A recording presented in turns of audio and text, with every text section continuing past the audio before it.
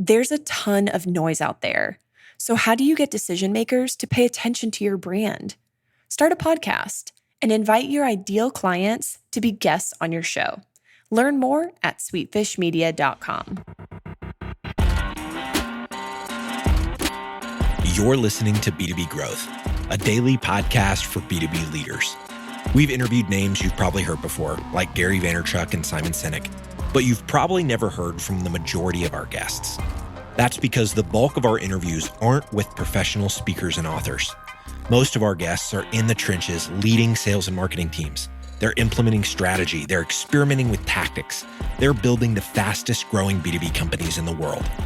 My name is James Carberry. I'm the founder of Sweetfish Media, a podcast agency for B2B brands, and I'm also one of the co-hosts of this show. When we're not interviewing sales and marketing leaders, you'll hear stories from behind the scenes of our own business. We'll share the ups and downs of our journey as we attempt to take over the world. Just kidding. Well, maybe. Let's get into the show.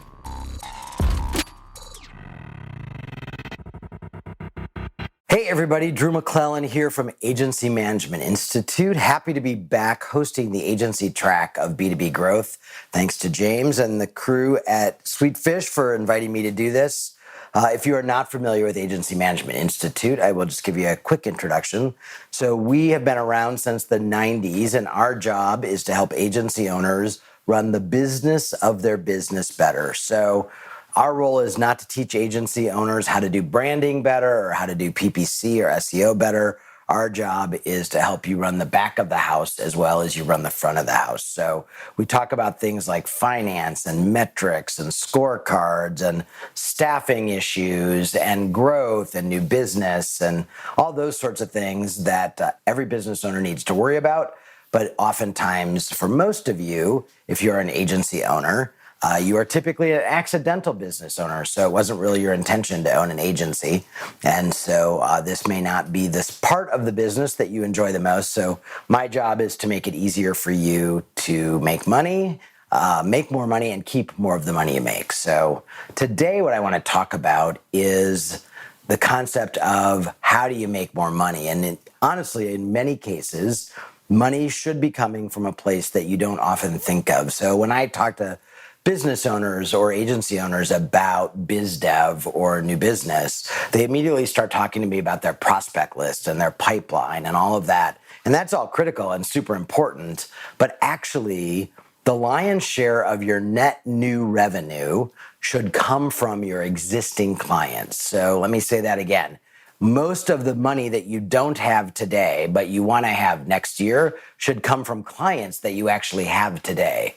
So 60 to 70% of your net new revenue should come from your existing clients. And there are a few reasons for that. First of all, you've already earned their trust. They are used to sending you money every month or every quarter or every time they get an invoice. You have already demonstrated to them how smart you are and how good you are and how you're changing their business. You are embedded in their business at some level, and so you have an opportunity to see other things they could or should be doing that would grow their business, and all of those things add up to a much easier, faster sale. However, unfortunately, in many cases, your AEs are not thinking that way at all. Your AEs are thinking about taking care of the client, making sure that the client is happy, building a relationship with the client, making sure that they are taking the order properly. A lot of you will tell me, if you're an agency owner, that one of your frustrations is that your AEs are more order takers than they are business builders. And so one of your responsibilities as a business owner is to teach your AEs how to grow their book of business. And so in the AE boot camps that we teach, one of the concepts that I teach is this idea that really every AE is like a franchisee. So the agency is the franchisor. So you are Starbucks corporate. And what you've done is you've entrusted each AE with a set of Starbucks in a certain location.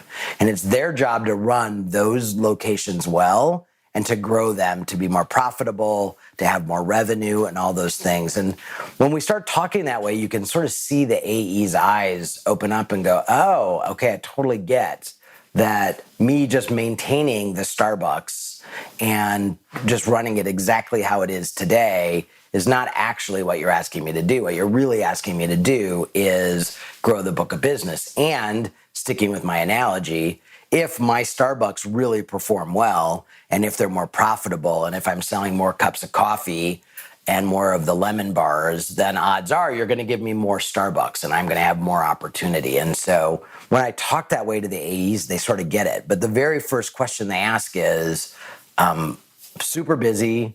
How in the world do I have time to grow my book of business? And so that's what I want to talk about today is how you can help your AEs grow their book of business. So first and foremost, an AE cannot grow their clients if they don't understand how agency math works. If they do not understand that every agency has a gross revenue, and out of that gross revenue comes all of your cost of goods, all of your hard costs, your contractors, all of that. And what's left is adjusted gross income. And out of that adjusted gross income, that's the money that your agency gets to keep. And that is the money that you spend on salaries, loaded salaries, so salaries and benefits, overhead, and profit. And when the AEs understand that what they care about is your adjusted gross income, because if they can manage their cost of goods, if they can manage how much you're spending, that goes right back through the agency and out to a vendor, if they can mitigate those costs and they can bring more of that money into AGI, and if they can manage the project so that they're not expending more time and energy on the project than you budgeted, so they're not going over budget, they're not over servicing the client, then there's profit at the end of the day. And ultimately, that is the measure of their success, is their money on the bottom line for their franchisees or for their Starbucks locations. So first they have to understand agency math. Then they have to have some data. Not only do they have to understand it in the abstract, but they need to know actually what is their book of business worth? What is the adjusted gross income of the clients that they serve today? Because if you're asking me to grow one of my clients or all of my clients, how do I know if I'm growing them if I don't know what size they are now? So for most owners, this is a concept that you have to sort of wrap your head around, that you have to share some of your financials with these key employees. And I'll tell you, there is no other employee. I'm sure you have lots of fantastic employees, but there is no set of employees who has more of a direct impact on your bottom line and how profitable your business is than your account execs. So these are people who need to know, okay, I'm managing 3 clients and combined my adjusted gross income is $400,000 or whatever it is. They need to know that, and they need to know it down to the client. And then they need to be able to track how it's growing over time. So month over month, they need to be given an AGI update so that they are tracking the growth of their clients. Every AE, a good AE, should be able to grow their book of business by 10% a year. So if your AE is managing $400,000 of AGI today, a year from now, those same clients should be worth about $440,000 to your agency. So you should be growing that book of business. Are all 3 clients going to grow at the same volume? No. They may grow one client to $40,000 and the other 2 may be stagnant, or one may cut back and take a step back. But the bottom line is, it's one of the measurables that should tell you whether or not an AE is doing a good job. And one of the metrics an AE should hold themselves accountable to is, are they growing their book of business by 10%? So to do that, they need to know what their AGI is, and they need to know how that is progressing. They also need room. They need room to think. They need room to spend time on site with the client. They need room to get smarter about the industry and the business of the client. So, in some cases, you're an agency that has a niche or a specialty, and all of your clients may be in the same vertical or industry. In other cases, you may be more of a generalist, and if so, your AE may be managing the butcher, the baker, and the candlestick maker. Well, they need to understand all 3 of those industries. They need to understand the competitive landscape, how technology is changing those industries. They need to know as much about those industries as if they were running a business inside that industry, because otherwise they can't offer up good counsel to your clients. They also need some room to just think and plan. And so one of the challenges is, if your AEs are so overscheduled in terms of client service that they don't have time to actually spend a few hours reading trade pubs, going to a conference, getting on a webinar with an industry expert, whatever it may be, then it's pretty hard for them to keep improving their knowledge base and for them to keep growing the business. They also need a plan. So this growth is not going to happen by accident. And so one of the things that you need to hold them accountable for is, again, if I say to you, show me your new business plan, what you're going to show me typically in an agency is a plan to go out and find prospects and get them to come to your agency and be a client. Very few agencies have a new business plan, which is new business growth within an existing client. So every AE should have a documented, measured plan, meaning I can say, yes, I accomplished it, or no, I did not. So with SMART goals and all of the things that you bake into the work you do with clients, they need to have a plan for every client of how they're going to grow that book of business. And then they need someone to hold them accountable to that. So whether you're doing one-on-ones with them, whether it's a director of account service, someone needs to be looking at that plan with them and assessing whether or not the plan is working. And if it's not working, tweaking it. And if it is working, then pouring some gasoline on that fire so it can work even better. So the other thing your AEs need is they need to really understand how to grow that book of business. And the first thing that they need to understand is one of the gifts that they have is just by the nature of them having an outside perspective. They can see the client's business through fresh eyes, through different eyes than the client is ever going to be able to see it. So back in my agency, because as many of you know, not only do I run AMI, but I still own my own agency, which will be 25 next year.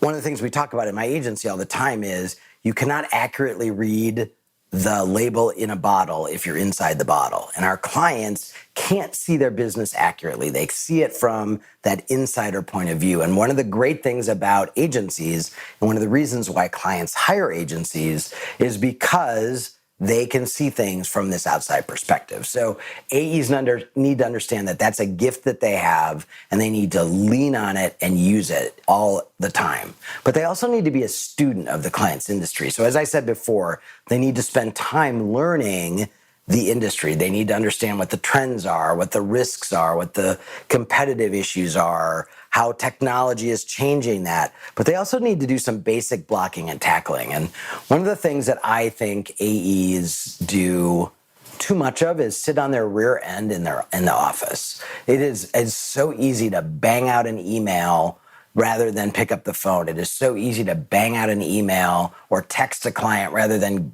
get up, get in your car and go see them, or get on a plane and go see them.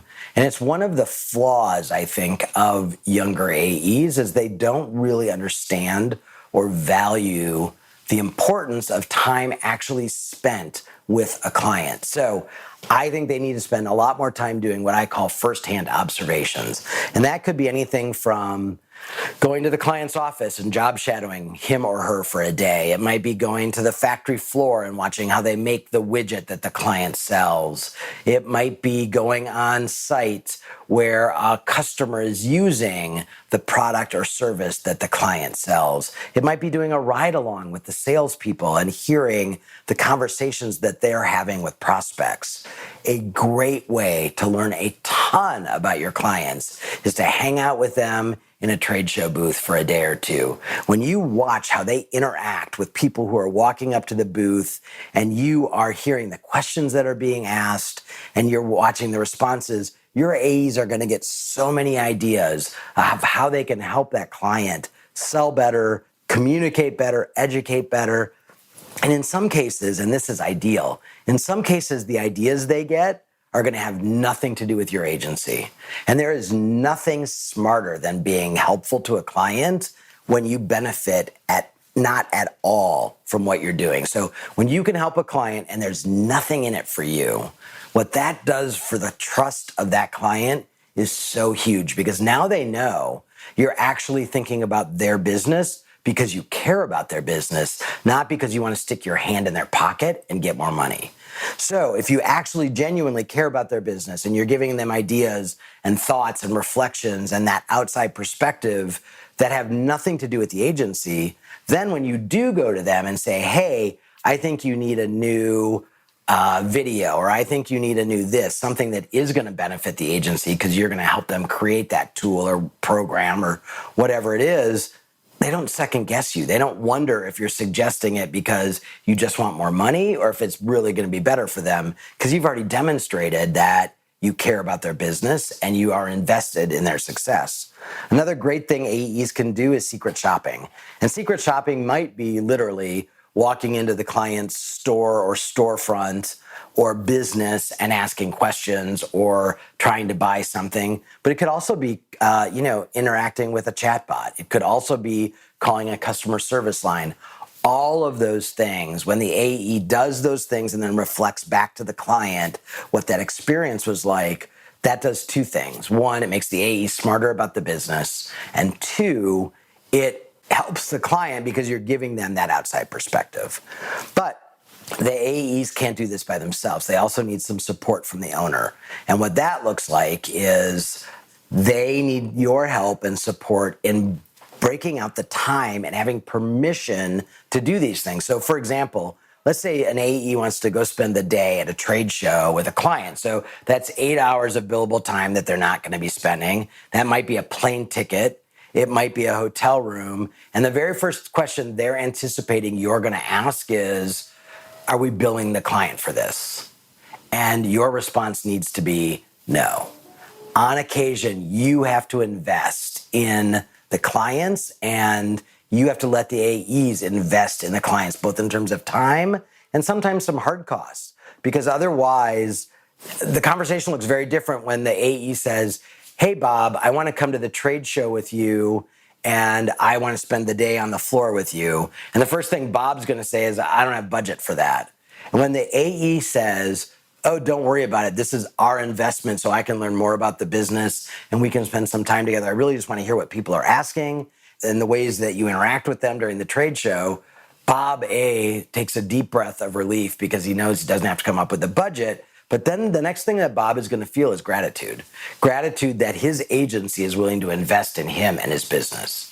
So you've got to give them some latitude. Should every client have the same amount of latitude? Absolutely not. So you've got to assess which clients you think have the greatest opportunity for growth, for profitability, and obviously that AE is going to have more latitude than an AE for a tiny little project client.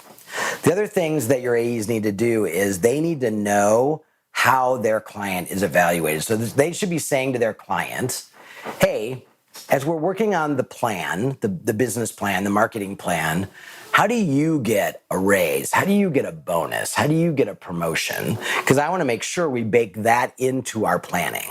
So let me give you an example. So I have an agency client and they had this conversation, which by the way, most people do not have with their clients. And they think, oh, that's too personal. I don't want to ask it. But I'll tell you, your clients love it when you ask this question. How do I help you get a raise, a promotion, or a bonus? Who doesn't love a vendor or a partner who says that to them? But anyway, I had an agency who had that conversation with their client. And what the client said to them surprised them, which was, I get a bonus if I don't spend my entire marketing budget. And they said, okay, well, how much do we have to leave on the table for you to get your bonus? And he said, oh, X number of dollars. So every year, and this was 5 or 6 years ago, every year, one of the goals of the agency is to make sure they leave that amount of money inside the marketing budget unspent so that their client gets his bonus. Now, do you think he loves his agency? Do you think he advocates for them every time the CEO says, hey, is it time for an agency change? Of course he does, because they're helping him get what he needs and wants as well. Another thing your AEs need to do is they need to obviously understand the client's overarching goals and objectives. And we need to be really good about laddering up whatever we're recommending to them back to those goals and objectives. And we need to be able to measure what we're doing back to those goals and objectives. So today, not being able to measure or document or prove the value of what we're doing means that we are going to have a very short run with a client. Another thing that your AEs can do that will allow them to grow their client's book of business is they can make their clients smarter. And there's a couple ways to do this. You have to be really careful about this. It's a delicate dance. You don't ever obviously want to suggest that your client is not as knowledgeable or as smart as they need to be, but there are ways that you can help them fill in the gaps because your clients are crazy busy. They are running from meeting to meeting to meeting. And part of why they hire an agency is because they don't have the time to delve into the things that they should be studying. So absolutely sending them trend reports or competitive analysis and things like that. And you can soften that blow by saying, hey, I know you've probably already seen this, but I wanted to give it to you so you could give your team. Or, you know what, I know that you are super familiar with the changes in the Google algorithm, but I wanted you to have this so you can explain to the CEO in an easy way why we're tweaking the work that we're doing. So you can use language to soften the fact that you're trying to educate them. Another great way to educate your clients is to help them do more research. Before the recession, agencies did a ton of research, and it was one of the things that we decided was a luxury when the recession came, and we really haven't brought it back to the same level that it should be post-recession. So helping your client budget for research and do research is a great way for them to get smarter, and honestly, for you and your AE to get smarter as well. Another thing that we as agency folks have to get much more comfortable with is, back in the day, when I started in the business, marketing and sales were always completely different departments, and typically they were the mortal enemy of each other. So they were constantly throwing each other under the bus when things did not go well. Now, today, post-recession, marketing and sales is often the same department. It is often run by the same person. And even if it's not, they are much more closely aligned. And so pre-recession, agencies sort of had to pick. We had to pick sides. And we always, of course, picked the marketing side because that's where our client was and that's where the budget was. And so we too sort of stopped our thinking and our efforts on the marketing side of the equation, and we didn't cross over the line to sales. Today, we can't afford to do that. We've got to help our client own the entire sales funnel from I don't know you from Adam all the way to trial and repeat purchase, which means we've got to be knowledgeable about, and we have to be building a marketing and sales plan for the entire organization. So that might mean sticking your nose into things like making sure the salespeople have the right training, making sure they have the right materials, spending more time eavesdropping on sales phone calls, whatever it is. We used to stop at that dotted line when marketing turned into sales. We can't do that anymore. So your AE has to get comfortable with this whole idea of influencing sales as well as marketing.